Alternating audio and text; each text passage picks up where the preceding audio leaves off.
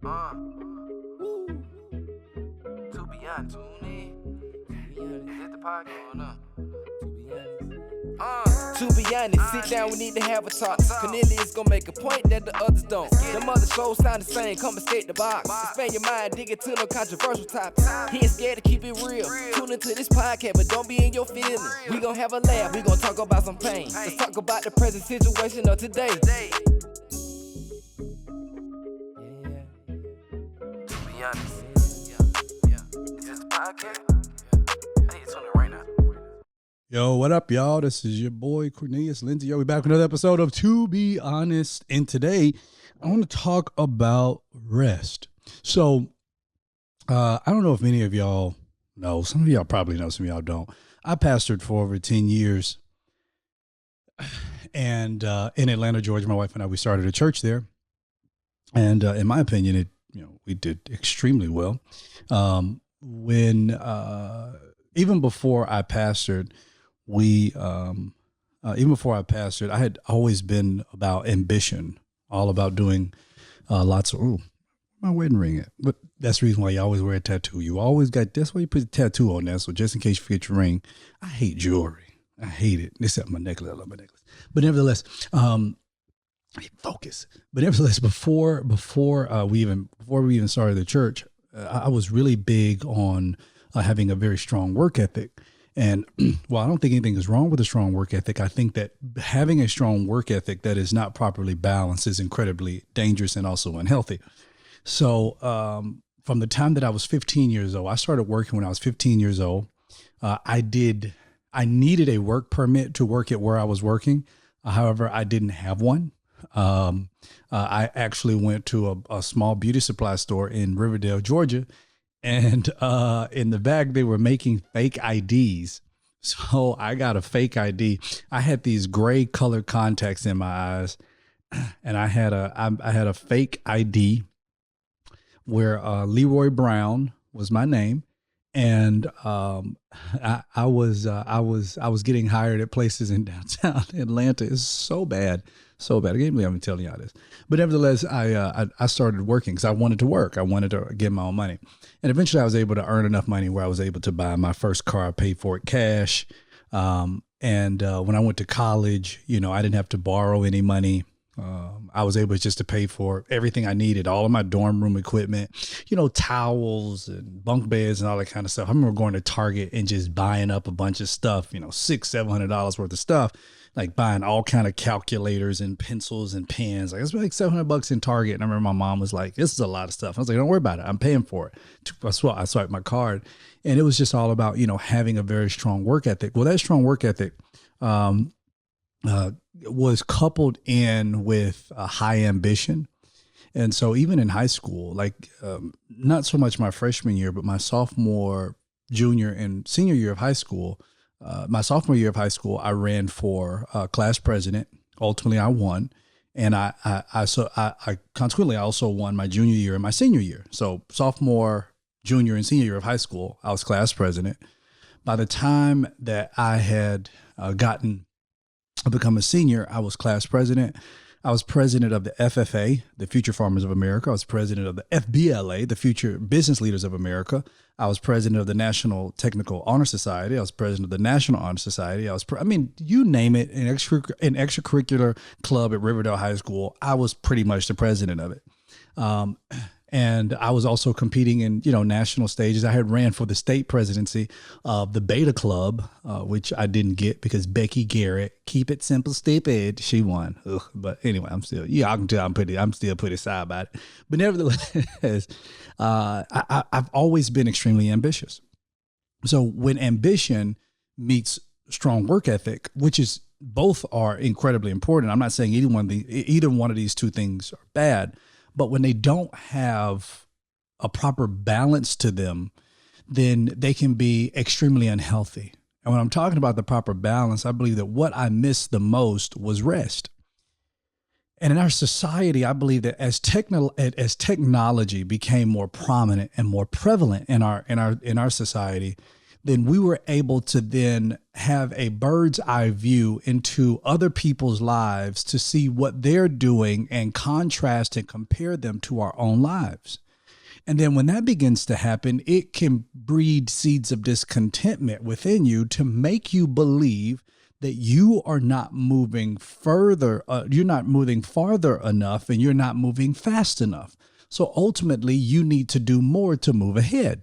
I believe that before we had social media and all these things, discontentment was not as big because it was something for you to be able to see where people were, but you weren't as discontent because it wasn't as if you could see where, a ton of people were. You saw people who may have been on television or who may have been on the radio or who may have been in the newspaper, but you had to actually read the newspaper to see who actually won at the spelling bee. You know what I'm talking about? But then when social media became more prevalent, and then we no longer needed to go to the newspaper because you can get it, right there to your phone, then we were able to now peer through the windows of technology to now look into other people's lives and again to compare or contrast our own, which ultimately breeds more and more discontentment. So throughout short back history of my life. So I went to University of Georgia. I actually got accepted into George Washington University. I got accepted into UGA and also got accepted into Morehouse College. I applied to George Washington University because ultimately I love politics. I love government. I figured if there's going to be anything, I can go to Washington, D.C. I can study at George Washington University. And then after studying there, maybe become a page on campus, or while I'm studying there, become a page on campus, ultimately learn politics, all those things, come back home and then run for office and then just move back into DC. And I figured, since I would be studying in DC, I would already learn DC. I would already know what spot I want to live in DC. So when I became a full-time, a career politician, then I'll already know where to park. And I also applied there because when I was looking to apply, I had an AP English teacher. And she told me, she said, don't aim so high. She said, I don't know if you'll be able to get into there. And that kind of got to me. And I'm one of those kind of guys where you can't challenge me for something because I'm going to go all in and I'm going to do my best to do it. But anyway, I decided to apply. I ended up getting in, and I'll never forget, I got the acceptance letter. I photocopied it and I took it to her class.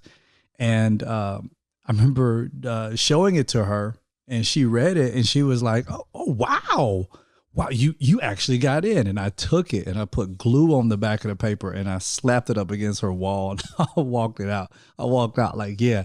And then she was like, "Well, I hope you enjoy it up there. It's going to be a completely different climate." And I remember looking at her, and I said, "I don't even want to go. I just did it just because I wanted to show you that you can't stop me." But nevertheless, I did. Got into George Washington, got into Morehouse. I was in a program called the Rites of Passage program with 100 Black Men of South Metro. And in that program, it was an amazing program. And I had two mentors, and both of my mentors at the time were Morehouse alums. And so they were like, "We want you to go to Morehouse. You need to be a Morehouse man." And I just thought, you know what? I don't necessarily want to go to Morehouse. Nothing against Morehouse. I wanted to go somewhere else. And so I got into University of Georgia. I had Hope Scholarship. So, all my tuition was paid for. So I ended up going to University of Georgia. I ended up dropping out of college beginning of my sophomore year. That was right around the time when I met Jesus Christ, and confessed him as my Lord and my Savior. And I kind of moved on. And even after that, you would assume that, you dropped out of college, you're kind of taking time to breathe, to kind of get your life together. My life has always been moving at a fast pace. I don't do anything on a small scale. I don't do anything, I don't do anything half-assed. It's like, if I'm going to do it, then I'm just going to do it all the way. You know what I mean? And if I'm going to make something happen, make it happen all the way. And that's just how my life has always been. If I'm going to reach the top, I'm going to reach the top. I graduated, top 10 of my class of almost 400 kids. You ain't going to find me down at the bottom. You ain't going to find me in the middle. If you're going to find me, I'm going to be somewhere close to the top if I'm not on the top, but I'm going to be itching to get close to the top. So having that sense of ambition and having that sense of hard work is really good. But again, when it is not properly balanced, it's extremely unhealthy. I finally got to the point where, I had gotten saved, dropped out of college. And then, I started reading the Bible. And by that time I had gone through the Bible, I think like 4 times. And I was like, you know what? I believe God's calling me to minister his word. And so I started preaching. That was I dropped out of college in 2005. I started preaching with no ministerial experience. I didn't go to seminary. I have no degree in theology or anything else. And my opinion with that is I didn't really set out to study God. I set out to get to know him. I don't believe that preachers are necessarily made in classrooms. I think they're made in closets. I think they're refined in classrooms. You can refine him in a classroom by teaching him philosophy and also teaching him theology. But preachers aren't made in classrooms. They're made in closets where God can break the preacher's heart, and then he begins to have more of an understanding. But I believe that I believe in refinement. I do believe in refinement. So when people say they go to seminary, stuff like that, I don't disavow seminary. I don't disavow education. I believe that education is important, but education is not college. Let's make that clear. Education is not college. Education is not secondary school. That's not education. Education is something education is free. A degree costs money. Let's also get that clear. Education is free. There are books that are all around us that if, libraries are closing down because we don't take advantage of them. But if we go online, education itself is free. What we pay for is we pay for the degree. We pay for the name that is associated with it. We pay for the alumni status. That's what we pay for. Education in itself is free. So when people are like, well, I don't know, I'm trying, my education is so expensive. Your education is not expensive. Your education is free. What you are paying for is a degree. What you need to do is you need to find a place that can still give you a degree for a lower price to give it to you for free. That's it. The books themselves may cost you some money, but if you can, possibly find where that same material is provided to you for free or for a lower cost, then you go for that. But nevertheless, I started preaching. That was in 2009. I got married in 2010. I resigned from my last 9-to-5 job in October 2010. And then around that time, my wife and I, we became very entrepreneurial. We still are to this day. And we created several businesses and stuff like that to ultimately sustain ourselves and sustain our lifestyle. We started our church in 2013. And thank God we started our businesses back in 2010 because we needed our businesses and our entrepreneurial mindset in order to sustain the church. Because when we started the church, we didn't have like some big church putting money into our coffers. We didn't have like, some organization that was funding us. We literally started our church with an American Express card and faith. And there were sometimes, church would, the offering would be $13. And it's like, God, what am I supposed to do with $13? And and the cost to rent the theater every Sunday was $350. You can only imagine we ain't got enough.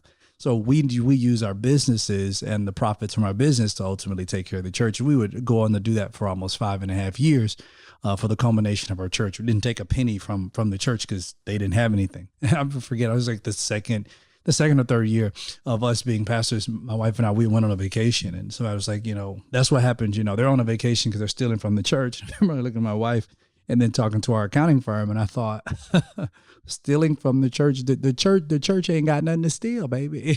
It ain't got nothing. The church broke. I got money. The church don't. I don't know what to tell you. But nevertheless, we started that. And I think when you kind of jump into something, and you don't know what it fully entails, you become a spectator to something that you become a spectator and also a participator in something that you didn't realize was as stressful as what it was until you finally got into it. So pastoring was extremely difficult. It was incredibly hard. In many ways, and because we didn't have the community, we didn't have the financing, we didn't have the backing, we didn't have the structure, we didn't have this. There's a lot of things we just didn't have. We had to learn along the way. So that was extremely stressful. And then with that, I didn't have the balance. So I was preaching every Sunday, and then a lot of times I was preaching and doing Bible study. So I was preaching twice a week. And then on top of all of that, we also traveled. So my wife and I, we have hosted, I think, 7 different marriage retreats around the world. We hosted a marriage retreat in Bali. We've done in South Beach. We've hosted marriage retreats in We did it at a winery in Atlanta at Chateau Elan. We did the Four Seasons in Fort Worth. We did it at the Wyatt Kierland Resort in Scottsdale, Arizona. You name it, we've been there. We hosted a marriage retreat on a cruise one year. We went to the Bahamas and we went to Havana, Cuba. It was so nice because some of the couples, I think it was like 4 of us couples, we were on the rooftop. We had our dinner reservations were at 10 o'clock that night in Havana, Cuba. The boat docked, I think, at 8 o'clock. No, I take that back. The boat docked at 6 o'clock p.m. and the boat was going to leave at 3 a.m. So we had dinner reservations at 10 o'clock p.m. in Havana, Cuba, and we all ate our food, and it was absolutely delicious. It was the best thing. And then we went out on the rooftop, and I never forget they were playing Frank Sinatra. And the wind was blowing perfectly. All the women had on these beautiful dresses, and we all just sat out there and we danced. We slow danced on the top of that roof. If only I could have had a video camera to record it. It was probably one of the, in my opinion, one of the best retreats that we've ever had. I think Bali was probably the best, but we did that. So my wife and I, when we were pastoring a church, we were hosting marriage retreats. We were also hosting singles retreats. And I think we did that for 5 years till we were just like, okay, we can't do it, y'all singles, because y'all singles, y'all want way too much. But what y'all want, we ain't got. We just don't have it. So we do a marriage retreat. We did singles retreats, and we also would travel and we would preach because we were itinerant speakers as well. And then we also did all of these different, we did these revival nights all over the world. We did it in Lagos, Nigeria. We did it in Nairobi, Kenya. We did it in Cape Town, South Africa. We did it in London, England. And we did it in St. Louis, Missouri. We did one in LA. This was probably 5 or 6 years ago. I'll never forget, all those times, we just felt like we just needed to keep going. And then in 6.5 years, I self-published 14 books. I know people who they be like, yo, I can't get a book out in 6 years. One. But in 6.5 years, I self-published 14 books. During that time, my wife self-published 9. And I'll never forget during all that time just being tired, exhausted, but not really knowing where I'm going to park, how I'm going to be able to stop. And I think the pandemic, that while it provided something, while it was not great, while it was not a great experience, I do believe in the scripture where, God has the ability to make good things come out of seemingly bad situations. And I think during that time where I was forced to be rested, I was forced to rest in many ways because I couldn't get on the plane and I couldn't travel because all of our engagement and stuff like that were pushed to this year, most of them anyway. A lot of things had gotten canceled. Couldn't go to many places. And it was like, okay, you're forced to rest. And then during that time, I realized just how tired I was, because you don't realize just how tired you are until you really sit down.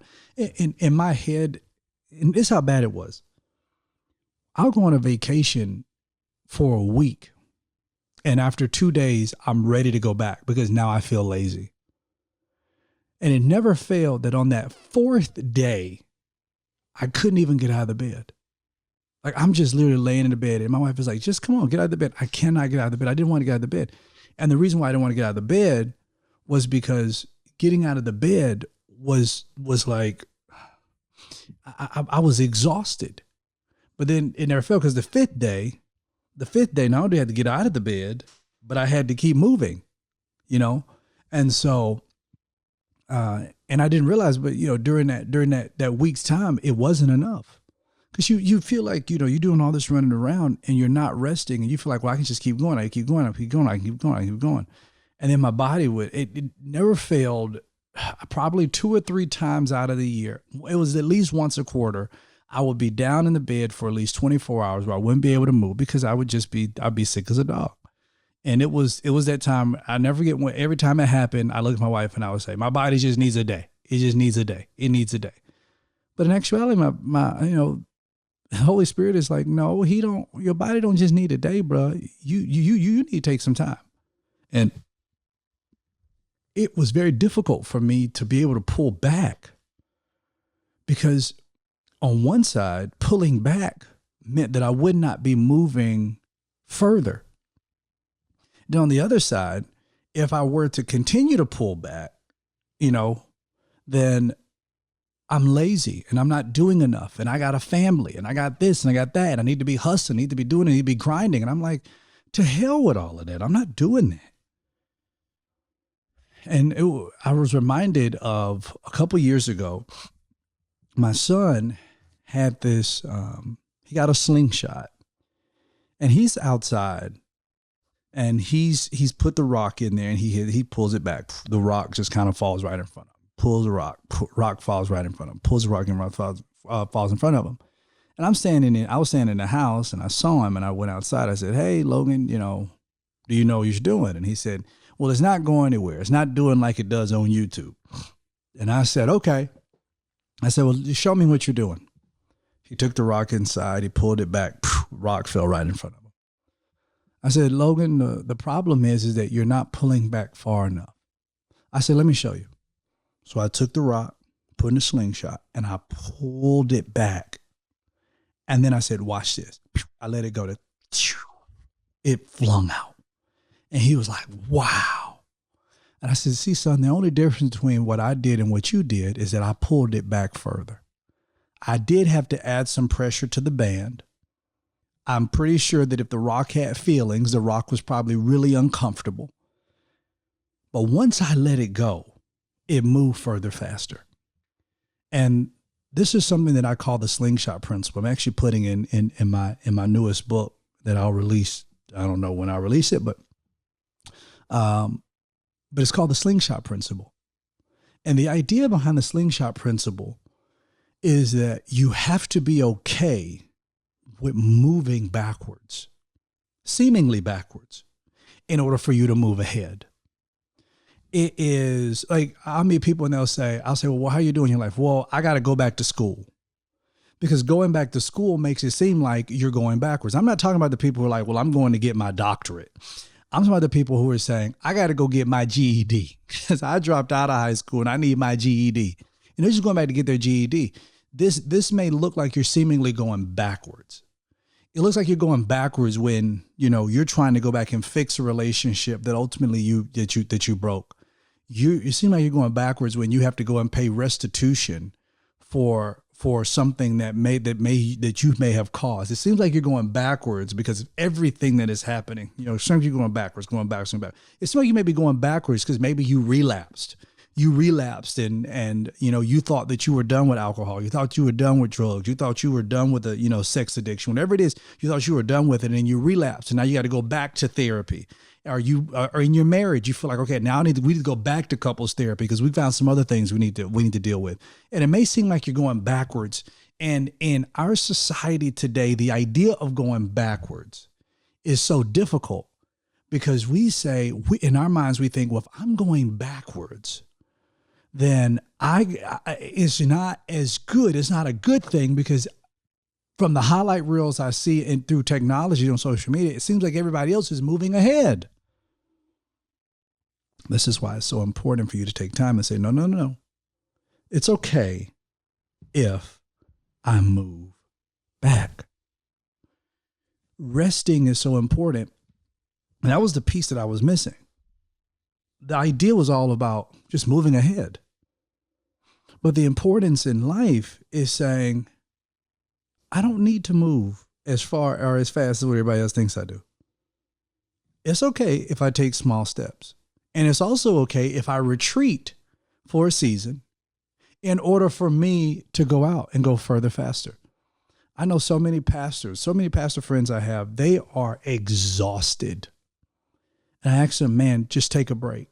No, I can't take a break because people need me and they need me and they need this, they need that. And I'm like, bro, but you're not healthy. You're not healthy.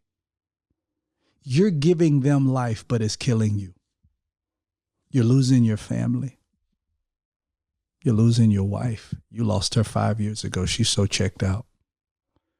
Now your whole life revolves around building this church and building this ministry that more than likely when you die, this whole thing is going to be eroded. Maybe in 20 years, this building, this thing that you built up, it'll probably be a nightclub. And you're putting your blood, sweat, and tears into the wrong thing. You're building something, but who's building you? Who's taking the time to pour into you? But do you even have time for anybody to pour into you? Well, who are your real friends? Or do you not need them because you're so busy making it? So busy trying to make $1 million that you don't even realize, even if you got $1 million, you wouldn't even be healthy enough to enjoy it. Missing life, missing opportunities with your kids, missing opportunities to sit and to breathe without the weight and the pressure of ministry and life and business and everything else. Just taking time to breathe and enjoy where you are in life. That is missing in our world today, to the point we don't even want to talk about it. I tell people, I go on walks. You go on walks. You must be old.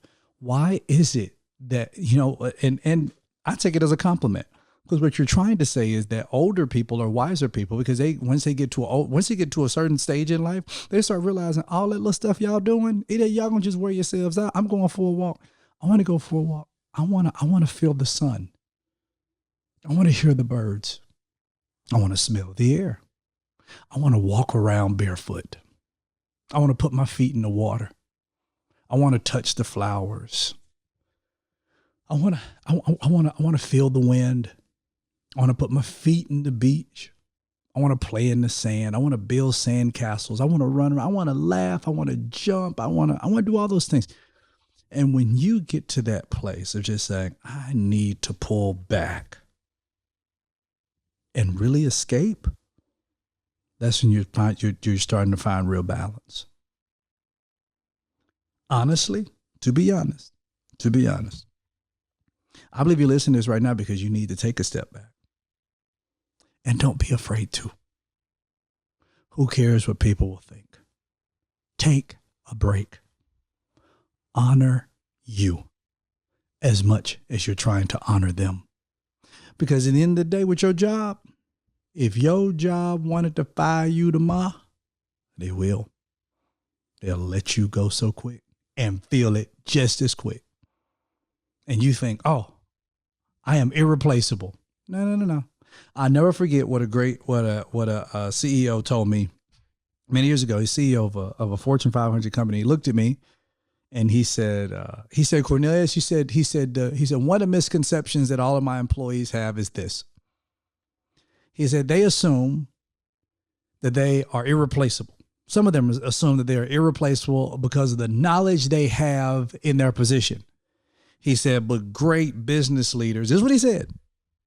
And he said, my position included, because as a CEO, he's now hired by the board. He said, but here's one thing that great business leaders understand. You never hire based on the person.